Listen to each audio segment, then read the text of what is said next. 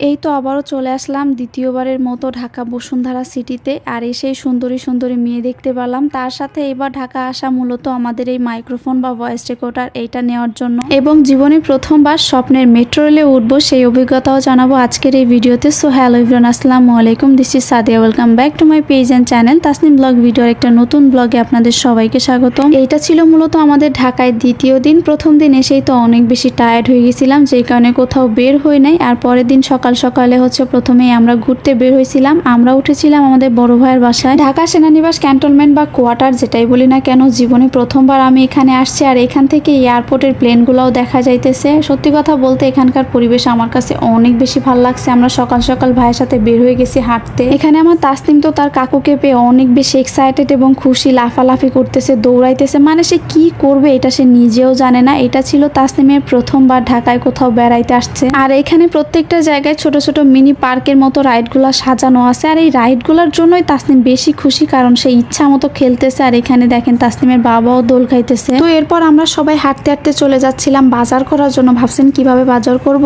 আসলে ঢাকা সেনানিবাস ক্যান্টনমেন্টের ভিতরে প্রতি শুক্র শনিবার এভাবে কিছু দোকান বসে, আর এখানে সেনাবাহিনীরাই বিক্রি করে এবং সেনাবাহিনীরাই কিনতে পারবে বা তার পরিবাররা। এই শপটার নাম ছিল জিরো শপ। এখানে কি কি পাওয়া যায় এবং কোনটার কত প্রাইস সেটারও একটা নির্দিষ্ট তালিকা দিয়ে দিছে। এরপর আমাদেরকে বাসায় রেখে তাসনিমের বাপ এবং চাচা চলে গিয়েছিল কারণ বাজারে কাঁচা বাজার করার জন্য। এই বাজারটা তো আমাদের গ্রামের বাজার থেকে অনেক বড়। দেখেন একসাথে কত রকমের, হরেক রকমের মাছ একসাথে আছে, আর দামও তুলনামূলক অনেকটাই কম আমি খেয়াল করলাম। কারণ আমাদের এলাকায় 1 কেজি ফুলকপি যদি কিনতে যান মিনিমাম 30 থেকে 40 টাকা লাগবে, আর ভাইয়া এখান থেকে একটা ফুলকপি বা 1 কেজির ফুলকপি মাত্র 10 টাকা দিয়ে আনছে। ধনিয়া পাতা 10 টাকা দিয়ে আনছে, যেটা আমার কাছে অনেকটাই কম মনে হয়েছে। ভাইরে ভাই, কতগুলা রুই কাতল মাছ সারি সারি রাখা, আর এত বড় বাজার, মাছ বাজার, কাঁচা বাজার আমি এর আগে কখনোই দেখি নাই। ঢাকায় এসেই প্রথমবারই দেখলাম। ওই তো দেখা যাইতেছে ভাইয়া 2 হাতে 2 ব্যাগ ভর্তি করে বাজার করে নিয়ে আসতেছে। ঢাকা শহরের রাস্তাগুলো আমার কাছে প্রায় একই রকম লাগে। আমি মনে হয় যে আমাকে একা ছেড়ে দিলে আমি হারাই যাব।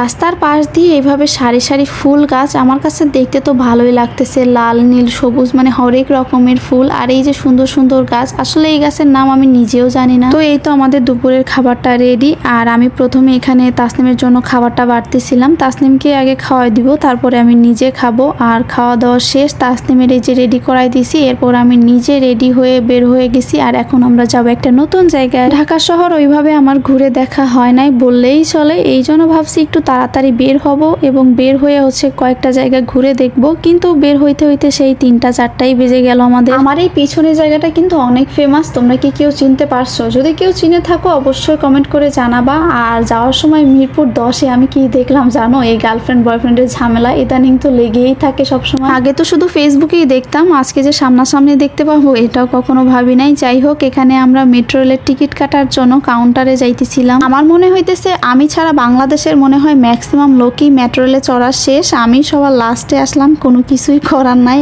আর এসে আমি যা দেখলাম, ভাইরে ভাই, পাবলিক বাসেও এত ভিড় থাকে না। মেট্রো রেলের টিকিট কাটতে চাই আমরা প্রায় আধা ঘন্টা দাঁড়াইছিলাম, অ্যান্ড অনেক কষ্টের পর ফাইনালি আমরা টিকিটটাও কেটে নিলাম। এবং এইখানে নাকি টিকিটটা একটু দেখাইতে হয়। যাই হোক, আমরা এখানে টিকিটটা দেখানোর পরে ভিতরে চলে গেলাম, মানে উপর তালাতে উঠবো মেট্রো রেলে। বাহিরে তো মোটামুটি ভালোই ঠান্ডা আছে, কিন্তু এই যে টিকিট কাউন্টারে এত মানুষের ভিড়, আর এই ভিড়ে আমাদের গরম লেগে গেছে, তাই গা থেকে সোয়েটারও খুলে ফেলছি। এখানে আমার তাসনিম খুবই এক্সাইটেড আমাদের সাথে। কত স্বপ্ন ছিল একটা সময় আমি ওই মেট্রো রেলে উঠবো। আগে শুধু ফোনেই দেখতাম, আজকে আলহামদুলিল্লাহ ফাইনালি আমিও উঠবো। আমি যেহেতু এখানে নতুন, তো সবকিছুই আমার কাছে নতুন লাগতেছে। আমি প্রথমবার দেখতেছি, এই জন্য আমি ভালো করে চারদিকটা ঘুরে ঘুরে দেখতেছিলাম। এখানে সবাই মিলে অপেক্ষা করতেছিলাম কখন ট্রেন আসবে। আর তাসনিম তার কাকুর হাত ধরে রয়েছে। এই তো চলে আসছে ট্রেনটা, মাত্র 1 মিনিট অপেক্ষা করতেই চলে আসছে। আর কি পরিমাণে ভিড় রে ভাই, ভিতরে আদৌ কি জায়গা পাবো আমরা বসার জন্য? আমি ভাবলাম একরকম আর হলো আরেক রকম। মেট্রো রেলটা তো মাশাআল্লাহ অনেক বেশি সুন্দর, কিন্তু এত পরিমাণে জ্যাম, লোকাল বাসের মতো ঠেলে ঠেলে উঠতে হয়েছে। দেখেন আমরা ওঠারও সিট পাইতেছিলাম না, কত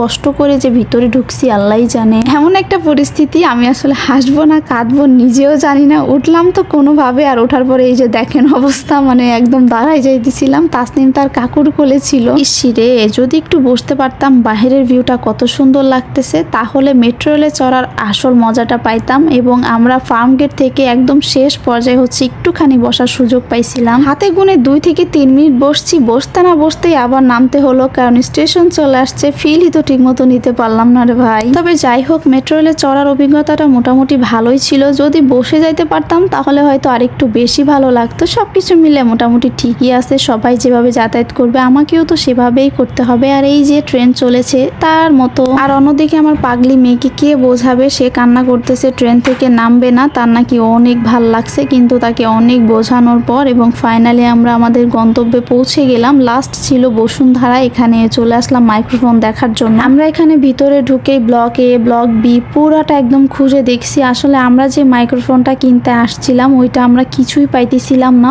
অন্যটা ছিল, অন্য মডেল অন্যটা, বাট আমরা যেটা চাচ্ছিলাম ওটা ছিল না, আমরা খুঁজতেছিলাম। তো ফাইনালি এই দোকানটাতে আসার পর একটা মাইক্রোফোন আমাদের পছন্দ হয়। এটা যদিও আমাদেরটা না, মানে আমরা যেটা কিনতে আসছিলাম বাসা থেকে, যেটা উদ্দেশ্য করে আসছিলাম, এটা সেটা না, এটা তার থেকেও বাজেটে বেশি বা এটার মডেলটাও আলাদা। তবে আমাদের চাইতে এইটার কোয়ালিটি আরো বেশি ভালো। এবং একটা জিনিস আপনাদের আরো বেশি অবাক করবে, স্ক্রিনে যে ভয়েস রেকর্ডার দেখতে পারতেছেন এইটা দিয়েই আমি এখন ভয়েস করতেছি। আপনাদের কাছে একটা মতামত আমি জানতে চাই, আমার আগের ভয়েস কোয়ালিটি এবং এখনকার ভয়েস কোয়ালিটিটার ডিফারেন্টটা কতটুকু, কোন ভয়েসটা বেশি মিষ্টি এবং কোন ভয়েসের কোয়ালিটি বেশি ভালো, প্লিজ আমাকে একটু কমেন্ট করে জানাবেন। সত্যি একটা কথা বলি, এই যে ইলেকট্রনিক পণ্য ভয়েস রেকর্ডার থেকে শুরু করে মোবাইল, কম্পিউটার, পিসি ইত্যাদি যত কিছু আছে, এই সমস্ত কিছু সম্পর্কে আমার নয়েজ বা আমার ধারণা একদমই কম। আমি এগুলা একদমই কম বুঝি। তাসলিমের আব্বু আমার থেকে অনেক ভালো জানে এবং এগুলা কেনার সময় সবসময় সেই চেক করে এবং এখানে ভয়েস রেকর্ডটাও সে চেক করতেছিল যে সাউন্ড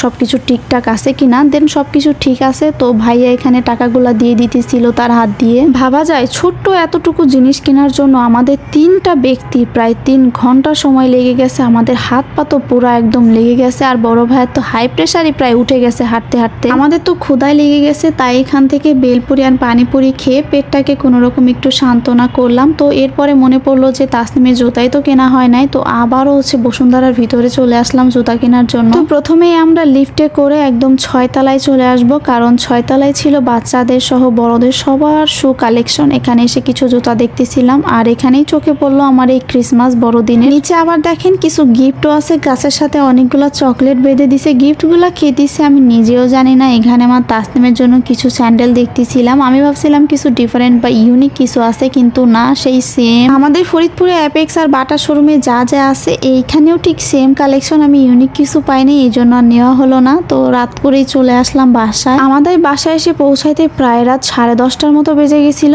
অনেক টায়ার্ড ছিলাম, এই জন্য আর মাইক্রোফোনটা আনবক্স করে দেখি নাই, ঘুমায় পড়ছিলাম। পরের দিন সকালে ভাইয়া দেখছে। আজকে ভিডিওটা এই পর্যন্তই।